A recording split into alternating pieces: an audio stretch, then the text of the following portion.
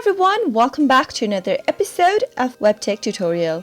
In today's video, I'm going to help you learn how to get crowns on Duolingo. Watch the video till the end without skipping and don't forget to subscribe to our channel by hitting the subscribe button. Press the bell icon so that you'll never miss another update from us. Crowns are a feature on Duolingo that helps teach languages better. In order to perform a skill on a language, go and tap on this button that is active. Tap on Start in order to go and earn your skill. Each skill you do has a crown level associated with it. When you level up a skill, you will earn a crown. Each time, the exercises that you see will get tougher. You can choose to go deeper into the skill and continue learning and level your skill up in order to earn a crown. Once you complete a task, you'll be able to receive a crown like this. Tap on Continue and get rewarded.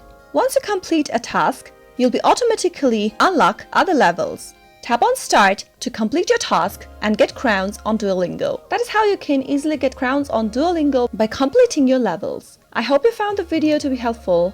If you did, go ahead and give it a thumbs up. Feel free to comment down in the comment box if you have a question or a feedback for us. I'll be back soon with more tutorial episodes. Goodbye till then.